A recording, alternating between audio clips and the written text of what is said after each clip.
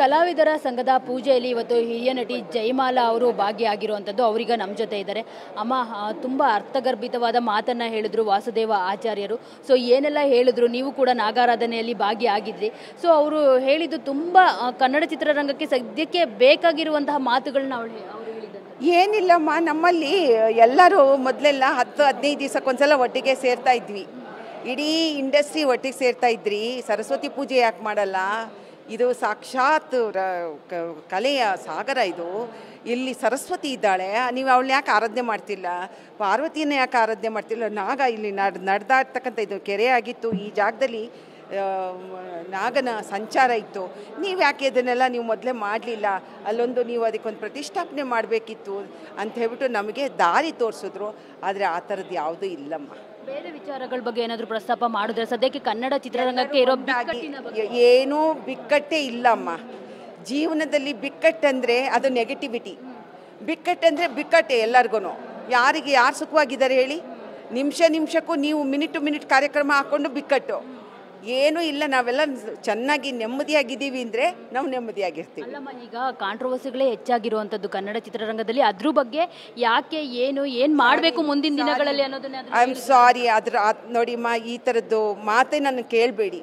ಇದು ಚೆನ್ನಾಗಿರೋದಿಲ್ಲ. ಯಾಕೆ ಅಂದರೆ ಇಂಡಸ್ಟ್ರಿಗೋಸ್ಕರ ಕೇಳುವಾಗ ಈ ಥರದ ಮಾತನ್ನು ನೀವು ನನ್ನ ಕೇಳಬಾರ್ದು. ಅಮ್ಮ, ಇಂಡಸ್ಟ್ರಿಗೆ ಒಳ್ಳೇದಾಗಬೇಕು ಅಂತ ನೀವೆಲ್ಲ ಹಿರಿಯ ನಟಿರು ಇಲ್ಲಿ ಬಂದಿರೋ ಒಳ್ಳೇದಾಗೋದು ಯಾವಾಗ ಹೇಳಿ? ನಾವೆಲ್ಲರೂ ಒಟ್ಟಿಗೆ ಸೇರಿ ಯಾರೋ ಒಬ್ಬ ಕಲಾವಿದೆಗೆ ತೊಂದರೆ ಆಗಿದೆ ಅಂದಾಗ ಅವ್ರಿಗೆ ಬೆನ್ನಿಗೆ ನಾವು ನಿಂತ್ಕೊಂಡಾಗ ನಾವು ಇಂಡಸ್ಟ್ರಿಗೆ ಒಳ್ಳೇದು ಮಾಡೋದು. ದಯವಿಟ್ಟು ಕ್ಷಮಿಸಿ. ನೀವು ನನ್ನ ಹತ್ರ ಈ ಪ್ರಶ್ನೆಯನ್ನು ಹಾಕಬೇಡಿ, ನನಗೆ ಬೇಜಾರಾಗುತ್ತೆ. ಕಾರಣ ಏನಂದರೆ ನಾವು ರಾಜ್ಕುಮಾರ್ ಅವರ ನೆಲೆಯಲ್ಲಿ ನಾವು ಬದುಕಿ ಬಂದಂಥವ್ರು. ನಮ್ಗೆ ಅವ್ರು ಬೇಕಾದಷ್ಟು ಹೇಳ್ಕೊಟ್ಟಿದ್ದಾರೆ ಒಳ್ಳೆಯದನ್ನು. ಕಲಾವಿದರ ಸಂಘದ ಪೂಜೆಯಲ್ಲಿ ಇವತ್ತು ಹಿರಿಯ ನಟಿ ಜಯಮಾಲಾ ಅವರು ಭಾಗಿಯಾಗಿರುವಂಥದ್ದು. ಅವರೀಗ ನಮ್ಮ ಜೊತೆ ಇದ್ದಾರೆ. ಅಮ್ಮ, ತುಂಬ ಅರ್ಥಗರ್ಭಿತವಾದ ಮಾತನ್ನು ಹೇಳಿದ್ರು ವಾಸುದೇವ ಆಚಾರ್ಯರು. ಸೊ ಏನೆಲ್ಲ ಹೇಳಿದ್ರು, ನೀವು ಕೂಡ ನಾಗಾರಾಧನೆಯಲ್ಲಿ ಭಾಗಿಯಾಗಿದ್ರಿ. ಸೊ ಅವರು ಹೇಳಿದ್ದು ತುಂಬ ಕನ್ನಡ ಚಿತ್ರರಂಗಕ್ಕೆ ಸದ್ಯಕ್ಕೆ ಬೇಕಾಗಿರುವಂತಹ ಮಾತುಗಳನ್ನ ಅವರು ಹೇಳಿದ್ದಾರೆ. ಏನಿಲ್ಲಮ್ಮ, ನಮ್ಮಲ್ಲಿ ಎಲ್ಲರೂ ಮೊದಲೆಲ್ಲ 10-15 ದಿವಸಕ್ಕೊಂದ್ಸಲ ಒಟ್ಟಿಗೆ ಸೇರ್ತಾ ಇದ್ವಿ. ಇಡೀ ಇಂಡಸ್ಟ್ರಿ ಒಟ್ಟಿಗೆ ಸೇರ್ತಾ ಇದ್ರಿ. ಸರಸ್ವತಿ ಪೂಜೆ ಯಾಕೆ ಮಾಡಲ್ಲ? ಇದು ಸಾಕ್ಷಾತ್ ಕಲೆಯ ಸಾಗರ. ಇದು ಇಲ್ಲಿ ಸರಸ್ವತಿ ಇದ್ದಾಳೆ, ನೀವು ಅವಳನ್ನ ಯಾಕೆ ಆರಾಧನೆ ಮಾಡ್ತಿಲ್ಲ? ಪಾರ್ವತಿಯನ್ನ ಯಾಕೆ ಆರಾಧನೆ ಮಾಡ್ತಿಲ್ಲ? ನಾಗ ಇಲ್ಲಿ ನಡೆದಾಡ್ತಕ್ಕಂಥ ಇದು ಕೆರೆ ಆಗಿತ್ತು. ಈ ಜಾಗದಲ್ಲಿ ನಾಗನ ಸಂಚಾರ ಇತ್ತು. ನೀವು ಯಾಕೆ ಇದನ್ನೆಲ್ಲ ನೀವು ಮೊದಲೇ ಮಾಡಲಿಲ್ಲ? ಅಲ್ಲೊಂದು ನೀವು ಅದಕ್ಕೊಂದು ಪ್ರತಿಷ್ಠಾಪನೆ ಮಾಡಬೇಕಿತ್ತು ಅಂತ ಹೇಳ್ಬಿಟ್ಟು ನಮಗೆ ದಾರಿ ತೋರಿಸಿದ್ರು. ಆದರೆ ಆ ಥರದ್ದು ಯಾವುದೂ ಇಲ್ಲಮ್ಮ. ಬೇರೆ ವಿಚಾರಗಳ ಬಗ್ಗೆ ಏನಾದರೂ ಪ್ರಸ್ತಾಪ ಮಾಡಿದ್ರೆ ಸದ್ಯಕ್ಕೆ ಕನ್ನಡ ಚಿತ್ರರಂಗಕ್ಕೆ ಇರೋ ಏನೂ ಬಿಕ್ಕಟ್ಟೇ ಇಲ್ಲಮ್ಮ. ಜೀವನದಲ್ಲಿ ಬಿಕ್ಕಟ್ಟಂದರೆ ಅದು ನೆಗೆಟಿವಿಟಿ. ಬಿಕ್ಕಟ್ಟಂದರೆ ಬಿಕ್ಕಟ್ಟೆ ಎಲ್ಲರಿಗೂ.